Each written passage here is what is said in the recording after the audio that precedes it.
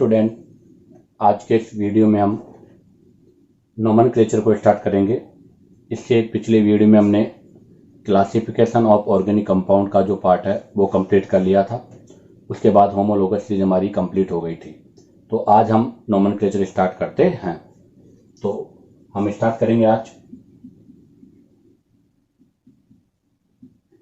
Nomenclature of organic compound. जो भी आपके ऑर्गेनिक कंपाउंड्स है उनका नोमेनक्लेचर। तो ध्यान दें, ऑर्गेनिक कंपाउंड का नोमेनक्लेचर हम जनरली 3 टाइप से करते हैं। 3 टाइप्स। उन 3 टाइप्स में से पहला तो आपका होगा कॉमन नेम। मैंने पिछले वीडियो में आपको कई कॉमन नेम के बारे में बता दिया है। इसको ट्राइवियल सिस्टम भी बोलते हैं, ट्राइवियल सिस्टम।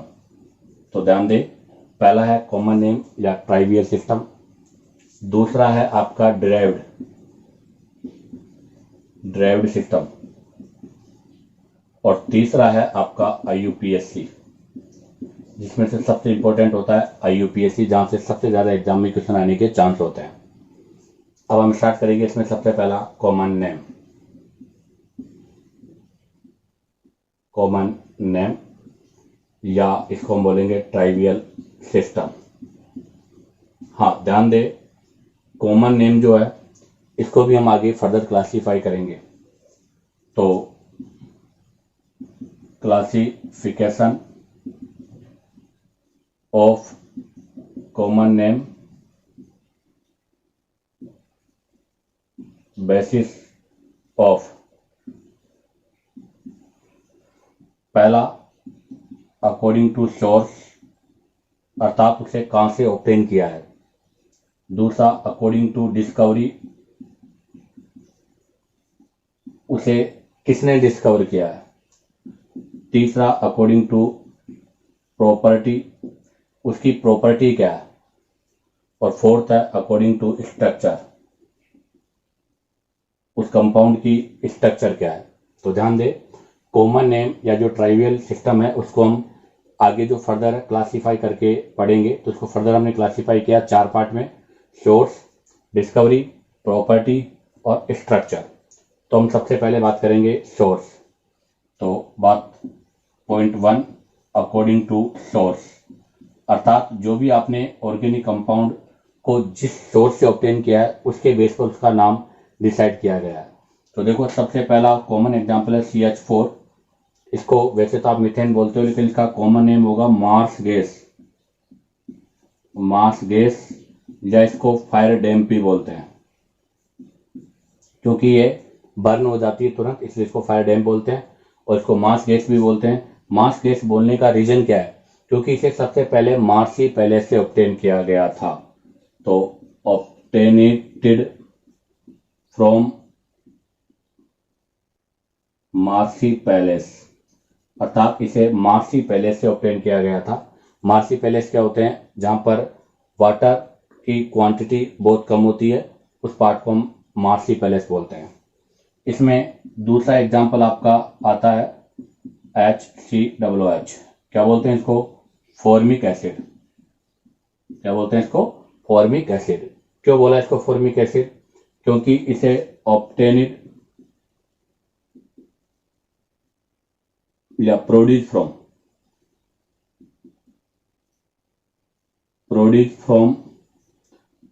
रेड एंट, इसे आपकी जो रेड एंट लाल चींटी होती है उससे ऑब्टेन किया गया है। और इस रेड एंट को लैटिन टर्म्स में फॉर्मिकस बोलते हैं। क्या बोलते हैं, फॉर्मिकस, इसलिए इसका नाम क्या पड़ा, फॉर्मिक एसिड। ऐसा ही नंबर 3 आता है CH3COOH। इसको बोला जाता है विनेगर। क्या बोला जाता है इसे, विनेगर। क्यों, क्योंकि प्रोड्यूस फ्रॉम एसीटम, इसे एसीटम से ऑब्टेन किया गया है, और एसीटम को हम विनेगर भी बोलते हैं। तो इसको एसीटम से ऑब्टेन करने के कारण इसका नाम क्या पड़ा, विनेगर। आगे बात करते हैं एग्जांपल नंबर 4। फोर्थ हम लेते हैं CH3OH। CH3OH, इसको बोला जाता है वुड स्प्रेड, क्योंकि इसे आपकी जो वुड है उससे ऑब्टेन किया था। तो obtainated from destructive distillation of wood, तो वुड के डिस्टिलेशन से इसको ऑब्टेन किया, और वुड से ऑब्टेन करने के कारण इसका नाम क्या पड़ा, वुड स्प्रेड। आगे नंबर आता है 5। नंबर 5 में हम लेते हैं NH2 C double bond O NH2। मैंने आपको फर्स्ट लेक्चर में भी बताया था यूरिया इसका कॉमन नेम है। क्यों बोला इसको यूरिया, कि ऑब्टेन फ्रॉम यूरिन, इसे यूरिन से ऑब्टेन किया गया, इसलिए इसका नाम क्या पड़ा, यूरिया। ऐसे नंबर 6 में आता है COOH, इसको बोलते हैं ऑक्जेलिक एसिड। क्या बोलते हैं इसको, ऑक्जेलिक एसिड। क्यों, ऑब्टेन फ्रॉम ऑक्जीलस प्लांट, इसे सबसे पहले ऑक्जीलस प्लांट से ऑब्टेन किया था, इसलिए इसको हम ऑक्जीलस एसिड कहते हैं। ऐसे नंबर 7 में आपका आता है मैलिक एसिड, यहां पर OH लगाया, मैलिक एसिड। क्यों बोला इसको मैलिक एसिड, इसका रीजन क्या है, तो इसको मैलिक एसिड इसलिए बोलते हैं ऑब्टेन फ्रॉम आपके मिल्क, मैलिक एसिड है तो ऑब्टेन फ्रॉम एप्पल, इसको एप्पल से ऑब्टेन किया गया, इसलिए इसका नाम है मैलिक एसिड। ऐसे ही example number 8 CH3CH COOH OH, इसको बोला जाता है लैक्टिक एसिड। क्या बोलते हैं इसे, लैक्टिक एसिड। क्यों का इसे लैक्टिक एसिड, क्योंकि इसे सबसे पहले सोर्स किया है लैक्टम, मिल्क, श्योर मिल्क से, तो ऑब्टेन फ्रॉम लैक्टम या श्योर मिल्क, आपका जो खट्टा दूध मतलब दही, तो ये दही से ऑब्टेन हुआ है, इसलिए इसको लैक्टिक एसिड या लैक्टम भी कहते हैं। ऐसे ही नंबर आता है आपका 9 नंबर में आपका आता है CH3CH2 CH2COOH, इसको बोलते हैं ब्यूटारिक एसिड। क्यों बोलते हैं इसको ब्यूटारिक एसिड, क्योंकि यह ऑब्टेन फ्रॉम बटर, इसे सबसे पहले बटर से ऑब्टेन किया था, और बटर से ऑब्टेन करने के कारण इसका नाम क्या पड़ा, ब्यूटारिक एसिड। तो ध्यान दे, ये आपको मैंने अकॉर्डिंग टू सोर्स बताया, अर्थात जिस भी कंपाउंड को, ऑर्गेनिक कंपाउंड को आपने जिस सोर्स से ऑब्टेन किया है, उसके बेस पर उसी का नाम हमने रख दिया है। तो ये एक पार्ट आपका पूरा होता है अकॉर्डिंग टू सोर्स। अब हम बात करेंगे नेक्स्ट पॉइंट की। अब हम सेकंड क्लासिफिकेशन लेते हैं according to properties, according to property या प्रॉपर्टीज। अकॉर्डिंग टू प्रॉपर्टीज में बात करें तो सबसे पहला नेम है ग्लूकोज। क्यों बोलते हैं ग्लूकोज, क्योंकि ग्लूकस, तो ये ग्लूकोज से बना है, जो कि क्या होता है, स्वीट इन टेस्ट। तो ये स्वीट इन टेस्ट होने की वजह से इसको हम क्या बोलते हैं, ग्लूकोज। ऐसे ही आता है आपका ग्लिसरॉल, सॉरी ग्लाइकोल। क्यों बोलते हैं इसको ग्लाइकोल, क्योंकि ये स्वीट पॉइजन है,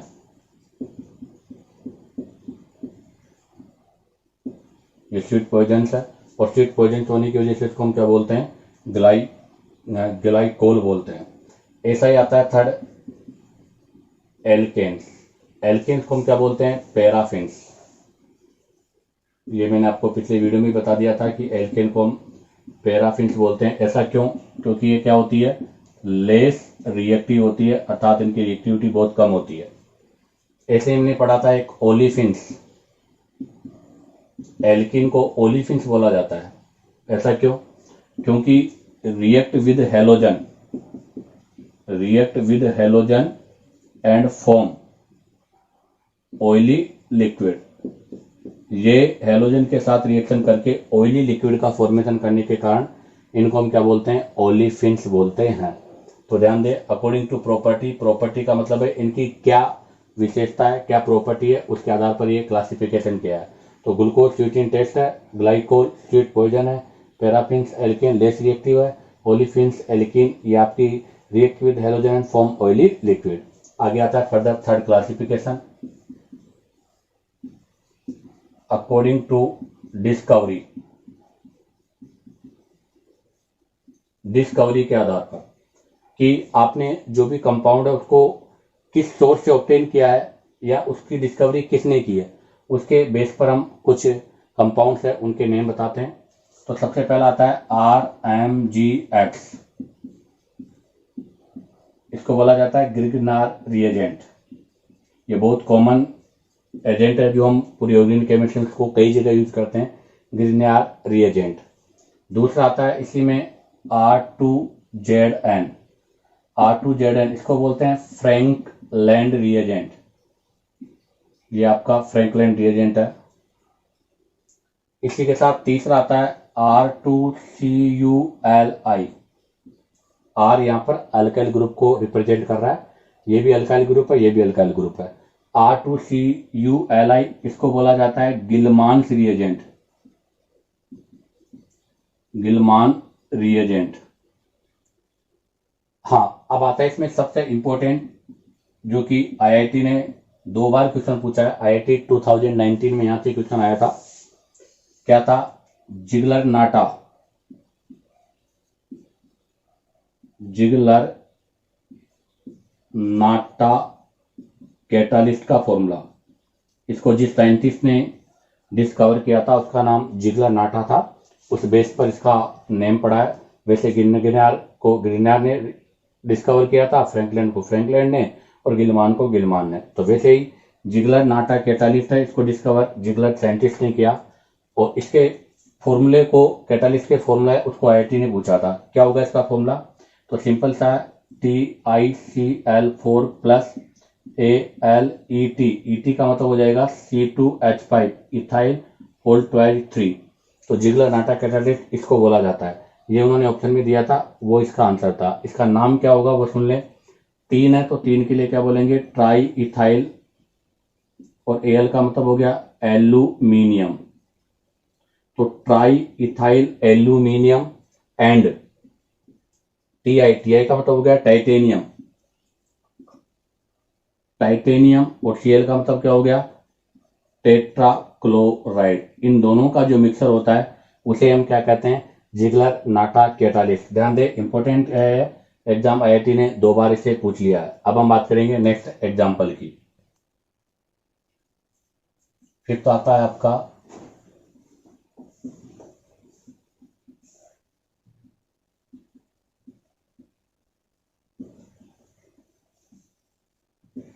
विलिकिंस कैटालिस्ट।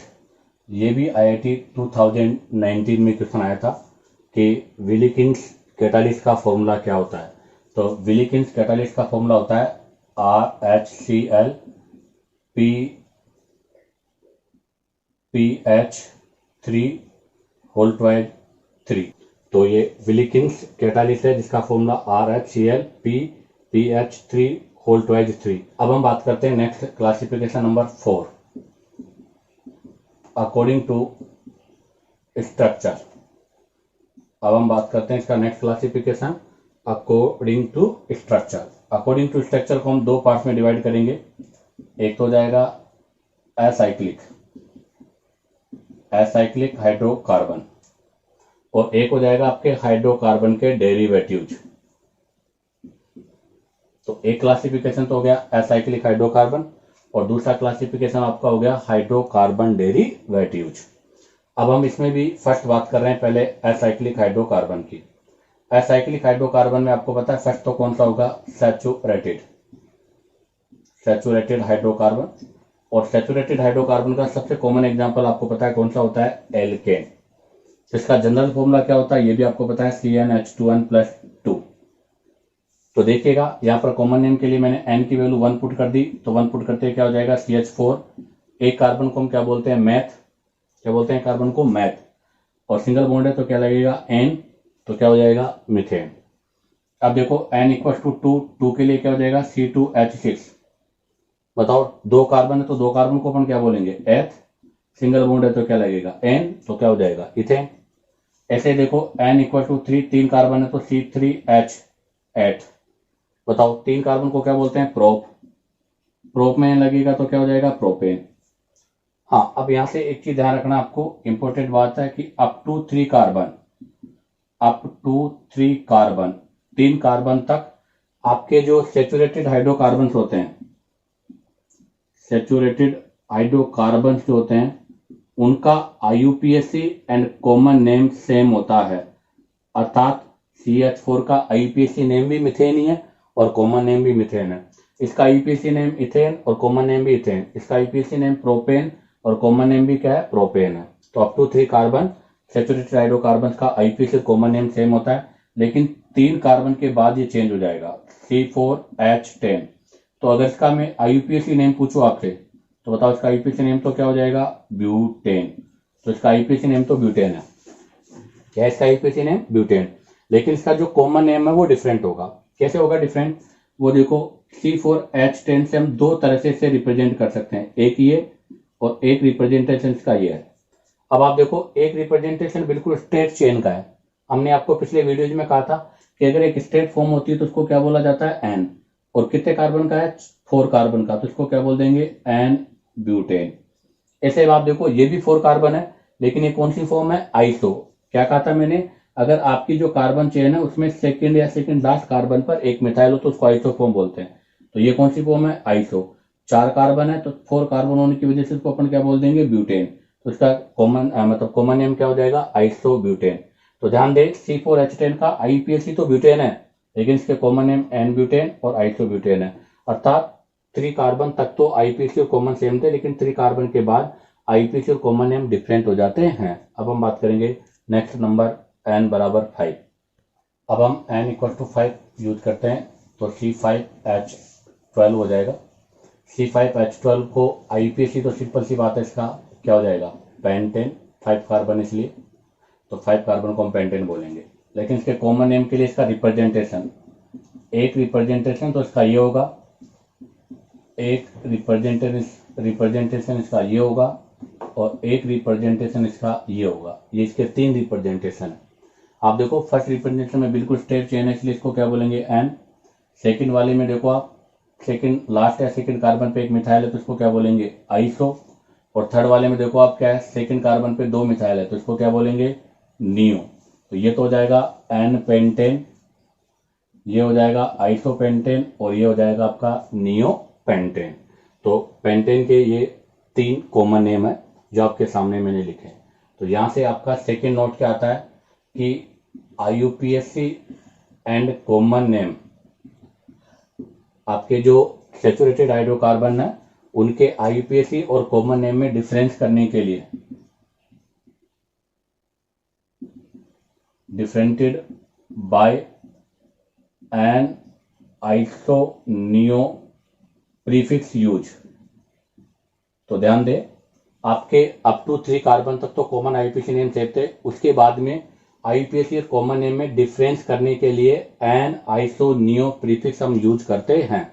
अब ऐसे ही 6 कार्बन होगा तो हेक्सेन, 7 को हेप्टेन, 8 को ऑक्टेन, 9 को नॉन और 10 को डेक। हाँ, ये ध्यान रखना, C10 को बोलते हैं डेक, C11 को बोलते हैं अनडेक, C12 को बोलते हैं डूडेक, फिर ऐसे ट्राइडेक, टेट्राडेक, पेंटाडेक। ऐसे ही आपके पास C20 को बोलते हैं इकोस, C20 को क्या बोलते हैं, इकोस। इस तरह से आगे बढ़ते जाते हैं और हमारे C20 तक आपको पता होना चाहिए। अब आता है आपका सेचुरेटेड के बाद में सेकेंड अनसेचुरेटेड हाइड्रोकार्बन। तो अब हम सेकेंड ले रहे हैं अनसेचुरेटेड हाइड्रोकार्बन। अब आपको पता है अनसेचुरेटेड हाइड्रोकार्बन में 2 होते हैं, एक एल्किन और एक एल्काइन। तो हम एल्किन के बारे में बात कर रहे हैं। तो पहला हम एल्किन ले रहे हैं। क्या होता है इसका फॉर्मूला, CnH2n। हाँ, एल्किन के लिए कॉमन नेम जो हम यूज करेंगे उसके अंदर, तो उसका जो कॉमन नेम होता है वो होता है एल्काइलिन। क्या होता है इसका कॉमन नेम, एल्काइलिन। ध्यान दें, एल्काइलिन। क्या होता है इसका कॉमन नेम, एल्काइलिन।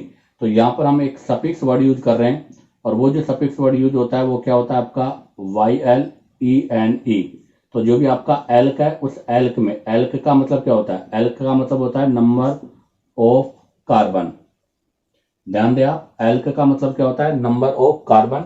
जितने भी आपके नंबर ऑफ कार्बन है उसको तो लिखेंगे एल्क, और इस एल्क में क्या जोड़ देंगे, YLENE।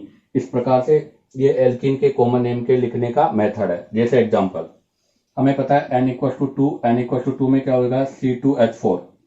अब बताओ C2H4 का मतलब क्या हो गया, CH2 डबल बॉन्ड CH2। अब आप देखो इसका कॉमन नेम कैसे लिखा जाएगा, कितने एल्क, एल्क का मतलब नंबर ऑफ कार्बन, कितने कार्बन है, 2 कार्बन को क्या बोलेंगे, एथ। ठीक है, अब इस एथ में क्या जोड़ देंगे, वाइलिन। तो बताओ इसका नाम क्या हो जाएगा, इथाइलिन। क्या नाम हो जाएगा इसका, इथाइलिन। ऐसे हम बात करेंगे अब N=3 पर।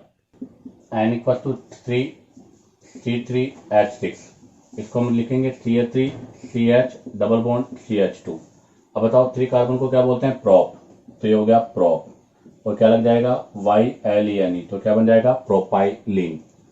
ऐसे ही N=4 क्या हो जाएगा, C4H8।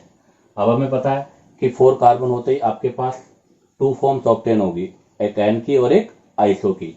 तो इसको हम यहाँ से रिप्रेजेंट करते हैं। एक फॉर्म तो मैं लिख रहा हूँ CH3 CH2 CH double bond CH2। एक में लिख लेता हूँ CH3 CH double bond CH CH3, और एक में लिख लेता हूँ CH3 CH double bond CH2 और CH3। ये मैंने इसको 3 फॉर्म में लिखा है डिफरेंट में। अब आप देखो पहली और सेकंड जो फॉर्म है ये दोनों तो एन फॉर्म है, और ये वाली कौन सी फॉर्म है, आइसो। क्योंकि जिसमें स्ट्रेट चेन होती है उसको एन, और जिसमें सेकंड लास्ट कार्बन है, सेकंड कार्बन पे एक मिथाइल होता है उसको आइसो। तो ये तो सिंपल सी बात है, ये आइसो, तो आइसो के आगे क्या लग जाएगा, ब्यूटाइलिन। क्यों, क्योंकि देखो नंबर ऑफ कार्बन कितने हैं, 4 कार्बन को क्या बोलते हैं, ब्यूट। ब्यूट में क्या सफिक्स आप यूज करोगे, वाइलिन। तो क्या हो जाएगा, ब्यूटाइलिन। कौन सी फॉर्म का है, आइसो फॉर्म का, इसलिए क्या नाम हो जाएगा इसका, आइसो ब्यूटाइलिन। अब आप देखो यहाँ भी 4 कार्बन, ये भी 4 कार्बन, तो इसका नाम भी क्या होगा, ब्यूटाइलिन। इसका नाम भी क्या होगा, ब्यूटाइलिन। तो ये तो सभी के ब्यूटाइलिन होंगे, बट इनकी चेन डिफरेंट है। ये एन चेन का था, ये आइसो चेन का था, इसलिए आइसो ब्यूटाइलिन। ये दोनों एन चेन के लिए, तो इनके लिए एन ब्यूटाइलिन। लेकिन हम दोनों जगह एन यूज नहीं कर सकते। क्यों, क्योंकि दोनों में बॉन्ड की पोजीशन डिफरेंट है। तो ध्यान दें, बॉन्ड की पोजीशन को आइडेंटिफाई करने के लिए हम alpha beta gamma delta word use करते हैं। तो देखो यहाँ पर किसके ऊपर है, अल्फा पर, तो इसको तो बोलेंगे अल्फा बीटा ब्यूटाइलिन। और यहाँ पर किसके बाद में, अल्फा बीटा, बीटा के बाद में तो इसको क्या बोलेंगे, बीटा ब्यूटाइलिन। तो ध्यान दे, एक स्पेशल बात यह है कि कॉमन नेम जो सिस्टम आपका है, आपका जो कॉमन नेम सिस्टम है, इस कॉमन नेम सिस्टम में बॉन्ड पोजीशन, आपका जो भी सब्स्टिट्यूटेंट है, सब्स्टिट्यूटेंट की पोजीशन, या कोई फंक्शनल ग्रुप है उसकी पोजीशन, इन सब की पोजीशन को आइडेंटिफाई करने के लिए alpha beta gamma delta omega word हम यूज करते हैं। तो ध्यान रखना, आपके कॉमन नेम सिस्टम में बॉन्ड की पोजीशन कौन सी है, सब्स्टिट्यूटेंट की पोजीशन कौन सी है, फंक्शनल ग्रुप की पोजीशन कहां पर है, तो उनको रिप्रेजेंट करने के लिए हम 1 2 3 4 का यूज न करके अल्फा बीटा गामा डेल्टा का प्रयोग करते हैं। अब आता है आपका नेक्स्ट अनसैचुरेटेड का सेकंड पार्ट, एल्काइन। कौन सा पार्ट आ रहा है, एल्काइन। एल्काइन का फॉर्मूला होता है CnH2n-2। ठीक है, और एल्काइंस क्या होते हैं, ये हमने इसके कॉमन नेम में भी कहा था कि जैसे एल्केन का कॉमन नेम है पैराफिन, एल्किन का है ओलिफिन्स, वैसे ही एल्काइन का कॉमन नेम क्या था, एसिटिलीन। तो ये होते हैं डिराइव्ड फ्रॉम एसिटिलीन, अर्थात इनको एसिटिलीन से बनाया है, इसलिए इनको हम डिराइव्ड फ्रॉम एसिटिलीन बोलते हैं। तो देखो इसमें N=2 रखा है मैंने, तो N=2 का क्या हो जाएगा, C2H2, अर्थात CH ट्रिपल बॉन्ड CH, क्या नाम हो जाएगा इसका, एसिटिलीन। तो ये वो एसिटिलीन गैस है जो वेल्डिंग में यूज होती है। अब मैंने यहाँ पर N= क्या रख दिया, 3 रखते हैं, क्या हो जाएगा C3H4। अब इसको मैं कैसे रिप्रेजेंट करूंगा, इसको रिप्रेजेंट करूंगा CH3 C triple bond CH। तो देखो इसको तो क्या बोलेंगे हम, एसिटिलीन, और ये एक कार्बन है, एक कार्बन को क्या बोलते हैं, मेथ, तो इसका नाम हो जाएगा मिथाइल, और इसको क्या लिखेंगे, एसिटिलीन। तो ये हो जाएगा मिथाइल एसिटिलीन। ऐसे ही देखो N=4 ले लिया मैंने, C4H6 हो जाएगा। मैं इसको रिप्रेजेंट कर देता हूं कैसे, CH3 C triple bond C CH3। अब देखो इसका कॉमन नेम कैसे लिखा जाएगा, तो आपको पता है इसका नाम तो क्या है, एसिटिलीन। इसके इस तरफ भी मिथाइल, इस तरफ भी मिथाइल, दोनों साइड मिथाइल है। तो बताओ एक मिथाइल है तो 2 मिथाइल है, 2 मिथाइल है। अगर इसके पास 2 मिथाइल है तो अपन क्या बोलेंगे, डाई मिथाइल, 2 होने की वजह से डाई, और CH3 ग्रुप होने की वजह से क्या बोलेंगे, मिथाइल, तो हो जाएगा डाई मिथाइल। और इस बीच वाले को क्या बोलेंगे हम, एसिटिलीन, तो इसका नाम हो जाएगा डाई मिथाइल एसिटिलीन। इसी के साथ आपके ये आपके जो साइक्लिक हाइड्रोकार्बन है वो पार्ट कंप्लीट होता है।